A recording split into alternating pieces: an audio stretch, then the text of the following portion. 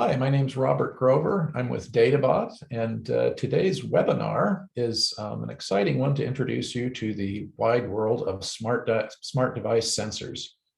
I'm going to go ahead and share my screen and we'll get started. Oh, the host has disabled participant screen sharing. If we can please have that enabled. Sorry about that.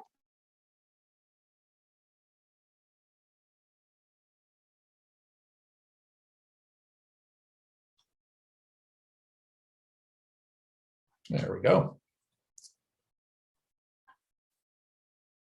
And let me activate my presentation here. There we go.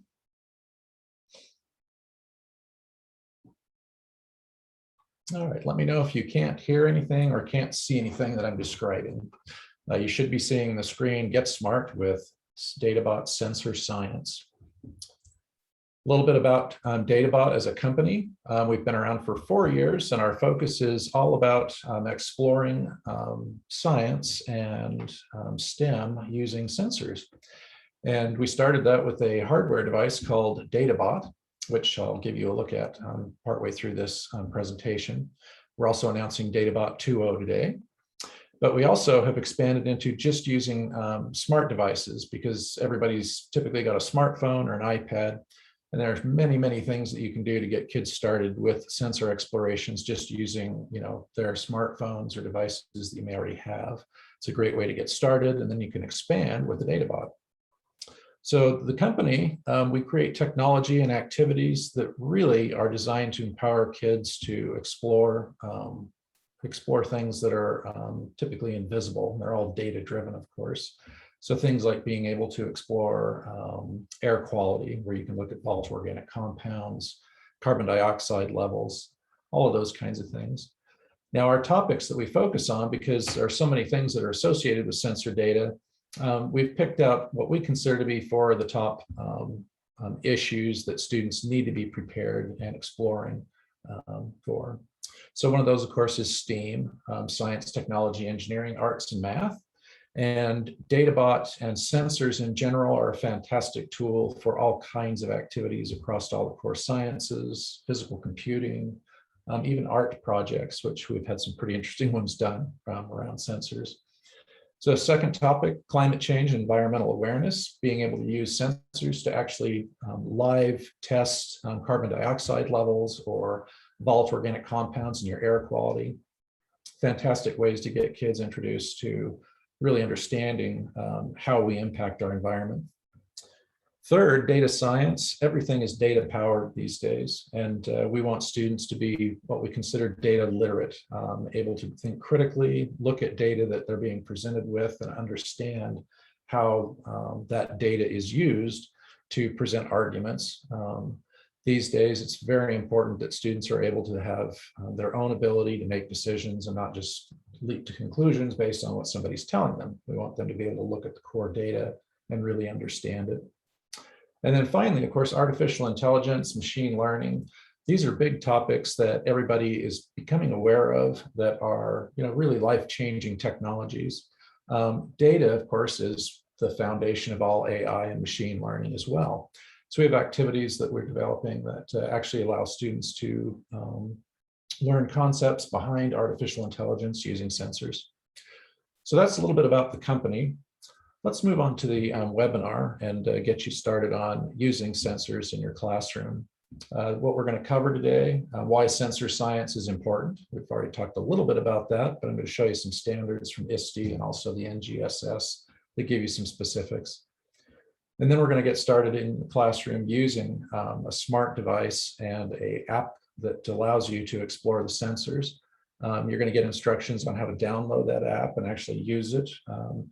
Those of you who have registered for the webinar are going to get an actual activity set that you can use with it in the classroom. And then you're also going to get introduced to our new products. One of those is Vizeey, our sensor software, and then also a sneak peek at databot 2.0.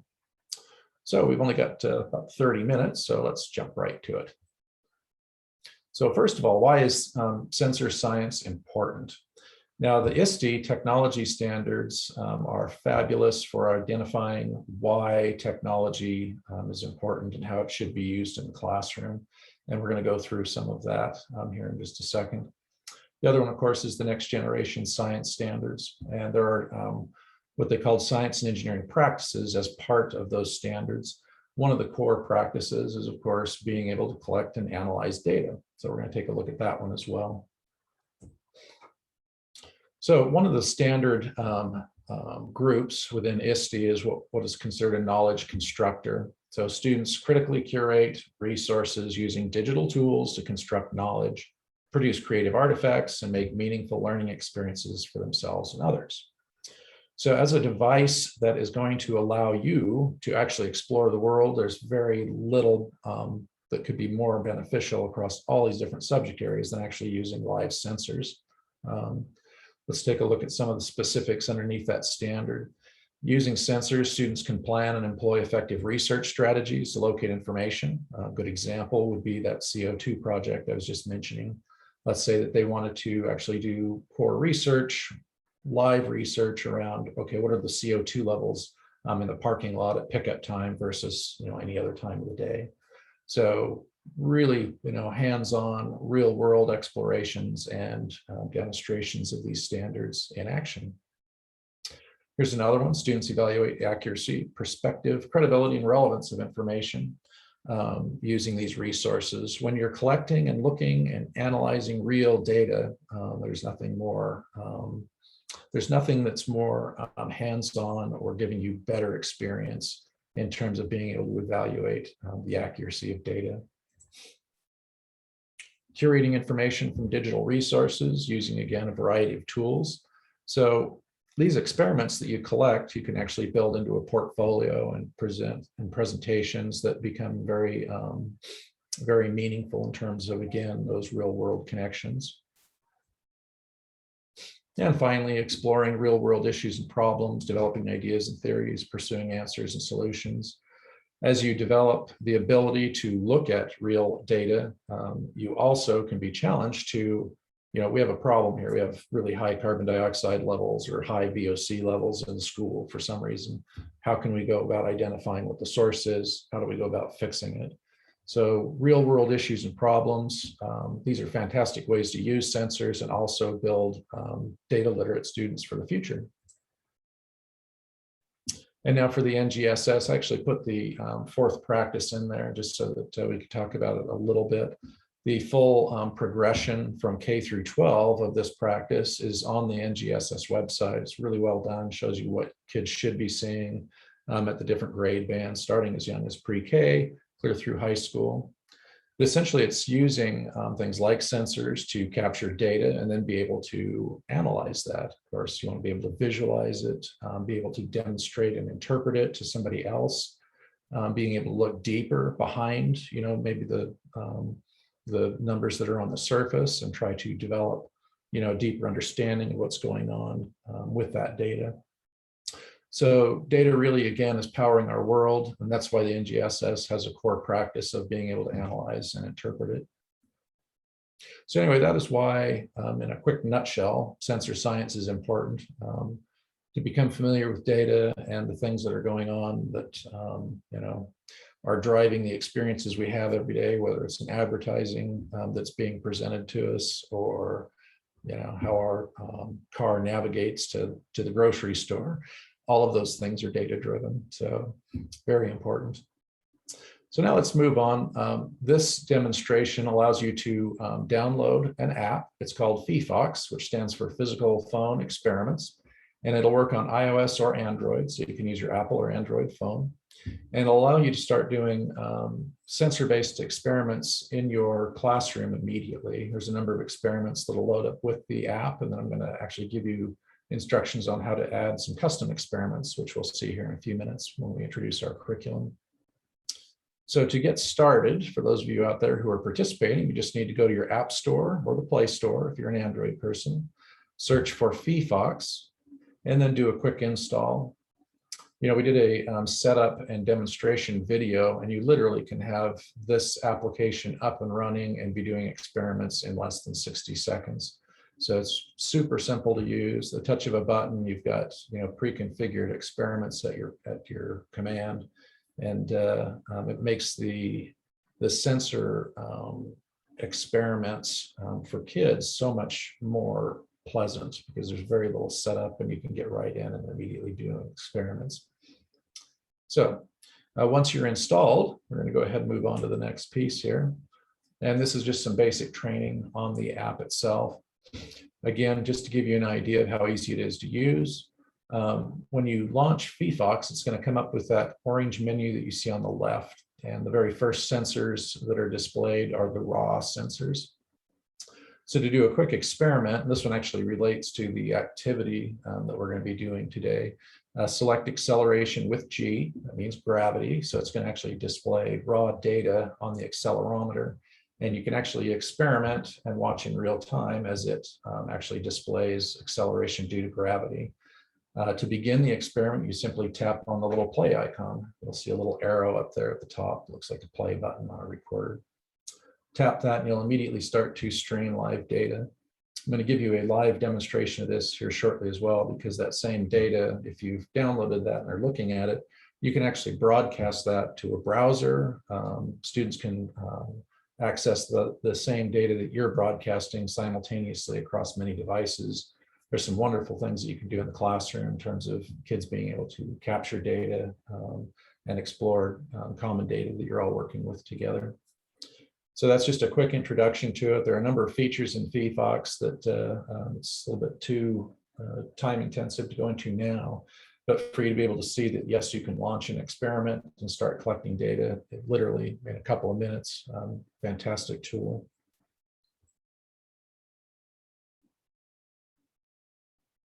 So now we're going to actually go through an activity and give you an example of how you can use this. Now we selected an activity called Ninja Walk, which is a really fun one. That's a picture actually of a school principal doing the Ninja Walk at an NSTA conference 2 years ago.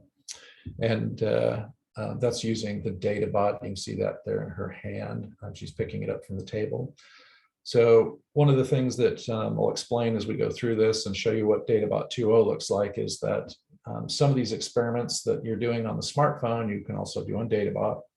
Databot has many more sensors, so there's a lot more that you can explore with the databot, but using the smartphone as a starting point, it's a great way to get comfortable with how do you approach the activity, how to use sensor data, and actually use things that you probably no doubt already have access to. Pretty much everybody has a smartphone these days. So Ninja Walk is an activity that's all about exploring acceleration and acceleration due to gravity. It uses the built-in accelerometer, which is a sensor that's built into your phone that can sense movement and acceleration.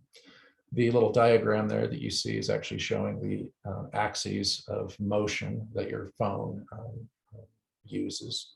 So for example, when you're holding the phone perfectly level in your hand, the z-axis is running up and down through your palm. And that's the experiment that we're actually going to be doing right now. Just using this particular activity for introducing kids to 3D coordinates is another super useful way to use it, because you can teach them about Cartesian coordinates and three-dimensional points in space. So here, this is the first screen capture from one of our curriculum units called Ninja Walk. And the way that your app works with this, it's super simple. You'll notice a QR code there. The way that you add that to your smart device collection is you simply scan it. There's a plus sign that you'll see on your main menu in phyphox. And when you tap that, it's going to give you a little menu. One of those is to add a new experiment using a QR code. Simply select that, point at this QR code, and it's going to load in new experiments. And you'll see a little screen capture there of the menu actually in the curriculum. So super easy. When you're pulling up a new unit, you can just scan the QR code that accompanies that, and boom, you've got new pre-configured experiments ready to go that match the curriculum. So the curriculum design, you'll actually get a copy of this PDF that you can experiment with at home. Christy will send that out after the webinar. But the way these are designed, we've created them so that they're quite short, but they have all of the information you need to actually get to experimenting very quickly. So you'll notice there's some background information, the important terms, define things like the accelerometer, introduce you to concepts like balanced forces or acceleration due to gravity. And then for this one, very simple materials. All you need is your app and your wits, basically. Let's go ahead and take a look at the next page. Second page is an overview of the learning objectives and the standards so that you can see what they're connected to. We always do the NGSS connections, and then we also do textbook connections. In this particular one, we've got it connected to the OpenStax high school physics curriculum. And what a fantastic way to expand on the use of your existing text, because you can take these experiments and actually bring a lot of the concepts that are somewhat abstract to life using sensors. So next page in the curriculum. So there are 3 activities in each unit. In this case, we've got 2 that we call PDQs, which stand for pretty darn quick. They're very simple, easy to use, and designed to be done in 10 minutes or less. These 2, the first one is called a steady hand, which I'm actually going to exit out of the presentation and give you a demonstration of. And then the other one's slow walker.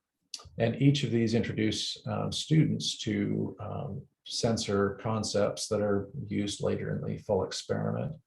The important thing is that, again, they're very simple to use. You can tap on the icon, the data is readily accessible, and then we create experiences that put the student in the center of that data, as you'll see in this steady hand activity.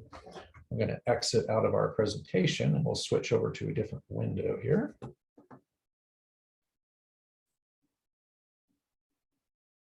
And I had mentioned that you can actually present live data off of your smart device very easily by sharing it. And that's in the 3-dot menu of the experiment. Let me pull it up. So you can see this is my app. And this app is our version of phyphox called Vizeey, which is what we're also releasing next month. Vizeey is built on phyphox. So if you train on phyphox, Vizeey will behave the exact same way. We've just designed it to be more streamlined. And when you load experiments, we've got them into collections that match core curriculum areas. So I'm going to launch Steady Hand here, which is the first experiment in the Ninja Walk series. I've got it actually displaying data that I'm going to share.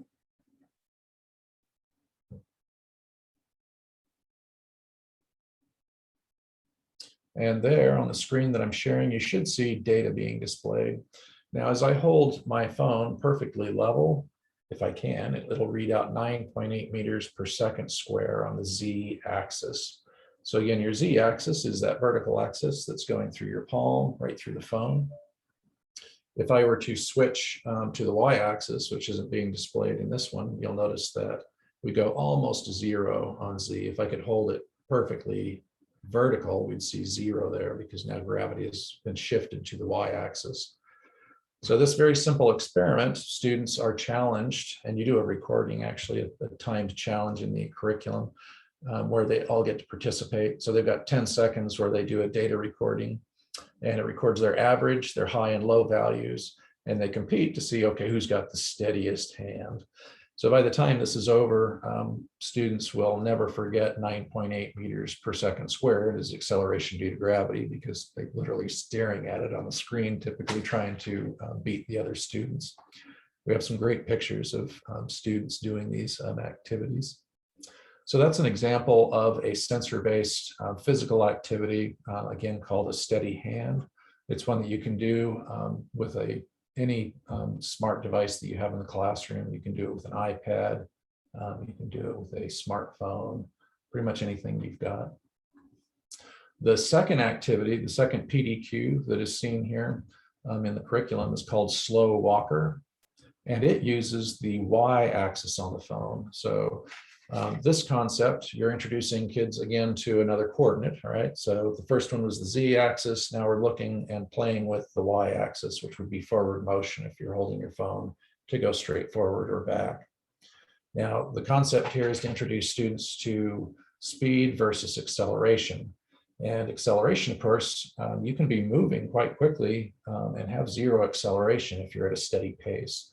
So students are, again, watching that axis, and they're trying to move with as close to zero acceleration as possible. So these two very simple activities are wonderful for getting kids engaged and actually physically interacting with data. So they never forget these concepts because they're literally playing the game with them. So steady hand and slow walker are the foundation concepts. So you've been introduced to the force of gravity and also to just general acceleration. And then the next activity, the ninja walk, combines those. So now you actually have a course that the students get to run. And this one's a little bit longer. And the challenge, of course, is, okay, you're going to run a timed experiment in 15 seconds. You have to work your way through this short course. And the champion, of course, is going to have the least acceleration on the y-axis and be able to hold things as steady as possible on that z-axis. And you'll see a readout here in this particular image on the screen caption. So this student didn't do too bad. Their acceleration was at 0.47, and their average gravity was 9.89. So again, great ways to get kids interacting with data and reinforce concepts that you're introducing in your curriculum. Other things that we provide in that curriculum unit, so it's 4 pages long, this is the 4th page. We provide additional extensions and challenges, some of them related typically to data visualizations.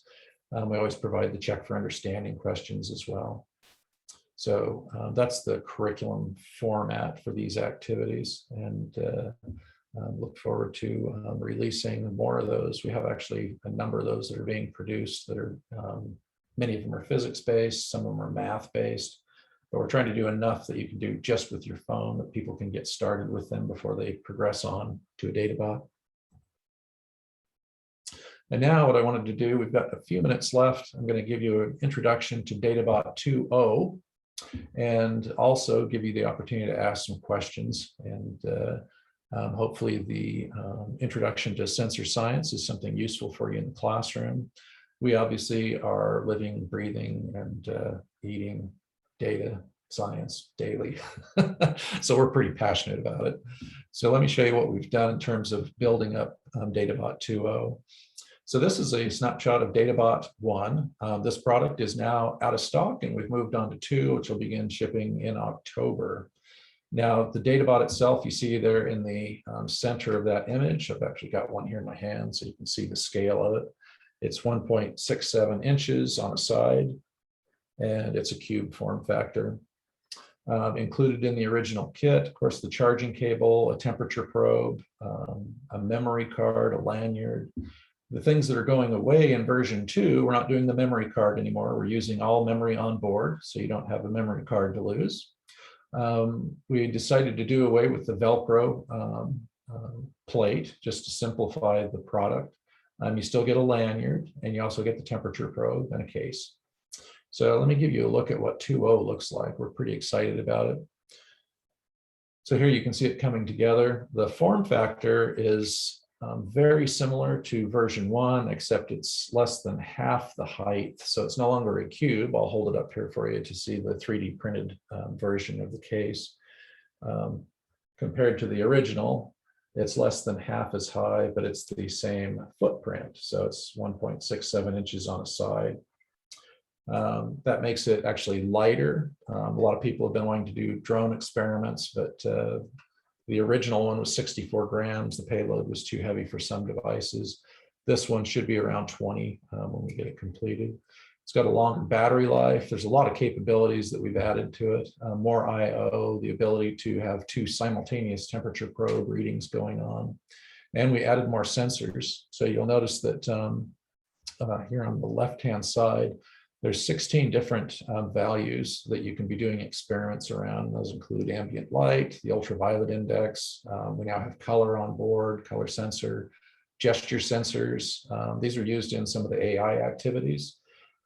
Proximity, both close and long range. Ambient temperature. Again, I mentioned 2 temperature probes. but all the original sensors on board databot as well: humidity, air pressure, altimeter, accelerometer, gyro, magnetometer, and of course your air quality, carbon dioxide, and volatile organic compounds. Same price. They retail for $179.99, and for the amount of activities that you can do, it's an incredible value, and they're also incredibly tough. We've had kids put these into rockets and launch them, stick them in a Nerf football, kick them, all kinds of things. So they're definitely classroom friendly. So that is an introduction to databot 2.0. And at this point, we've only got a few minutes left. I'd like to go ahead and take any questions that might be out there. Thank you, Robert. I do have a couple of questions in the chat. The first one is, when will the new product be available? Right, we'll be shipping in October. So the official product launch is going to be in September, and you'll be seeing, more videos and more sales material available on the product then, and it'll be available for purchase and shipping in October. Okay, great. And then this one I can answer. It's if I want a quote or more information, where do I go? And just anyone, you can email info@studica.com. That's studica.com, or visit our website and fill out the contact form, and we'll be able to help you with that. The next one is, what are some of the applications of the new capabilities, such as Wi-Fi? So the Wi-Fi that we've added allows you to do some really interesting things with the Internet of Things. So for example, each one of these databots can be configured to have its own address, and students could place them all over the school, for example, and you could be aggregating data on, let's say, again, volatile organic compounds throughout the school simultaneously. Being able to put them on a network really makes it much more powerful. We also have tools that allow you to access citizen science projects where you can collaboratively upload data, again, through that Wi-Fi connection, and share it with students all over the world. So lots of neat things that you can do with Wi-Fi. Awesome. And then is this version still good for physical computing challenges? Oh, absolutely. It's actually better. We've got colored programmable RGB LEDs on board. It's got the same capabilities as the original. So it's got sound, light. So for example, you can train your databot to have a personality. You breathe on it, it'll glow orange. You toss it there and it'll squeal. So yeah, absolutely. And plus we've got integrations with a Scratch version that very powerful, would allow kids, even young as 4th grade, to be doing some really interesting coding challenges with databot. Nice. And then as a teacher, what support materials are available to help me get the most out of databot for my classroom? So the curriculum unit I just shared with you, Ninja Walk, is a good example of the types of activities we're building, and we're connecting those to textbook extensions as well, which I mentioned. At this point, we have a developer that's working on activities. We're producing about a unit a week. And so, for example, we just did one called the Limbo, where students, like the Ninja Walk, they're interacting with the force of gravity, but it's all about math. So they're learning about angles by having a databot, for example, on their chest, and they're leaning back and they're learning about acute and obtuse angles, and they're competing to see who can get the most acute versus obtuse angle, things like that. So there's a lot of fun activities that are being created. Again, because it's got such a rich assortment of sensors, there are literally activities in earth science, life science, chemistry, physics, environment. All of those things can be addressed with one device. Great. And then how is the durability of databot if you have to switch it between different classes and have maybe 3 or 4 different students using it? Yes, that happens all the time. They're incredibly durable, and the new version is going to be even lighter. There's no moving parts. It's all solid state, and we've tested the original one and the drop test to an extreme amount, literally launching them on rockets and things like that.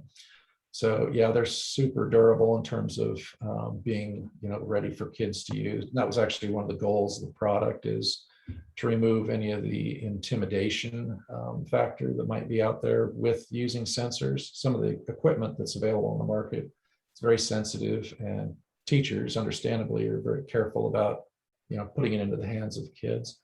We want these to be something that are ubiquitous. You use them all the time. Kids grab one and start taking data readings, or doing an experiment related to whatever your classroom activity is for the day. Great. And it looks like there's just one more question. What are the remote learning capabilities with databot? So since it's so small, it makes it a very useful tool for kids to use at home, small and tough. During COVID, of course, we had lots and lots of virtual experimenting going on. Good example is a Girl Scout program that was done in Austin. 50 Girl Scouts used databot remotely in the field. They'd log on every morning for their virtual science class and go through the basics of whatever it is that the topic was for the day. And then they'd break and they'd go out and do hands-on experiments with their smartphone and the databot. And then they'd come back together and compare data at the end of the day. And all of those databots were returned by the girls, collected by the organization that was running the camp. They're actually running those camps again over and over again. So the databots are getting lots of remote use, and they work well for that. That's excellent. And I think that looks like the end of the questions, Robert. Great. Well, it's been a pleasure. Thanks for having me, Christy. Thank you. And thanks everyone for joining us. Again, as Robert mentioned, I will be sending a link to the recording and a link to the slides, so you'll be able to get any of the information that he presented. And if you would like to request a quote or you need more information, please contact us at Studica. You can reach us via email at info@studica.com. That's info@studica.com, or call 888-561-7521. Thank you, everyone, and enjoy your day.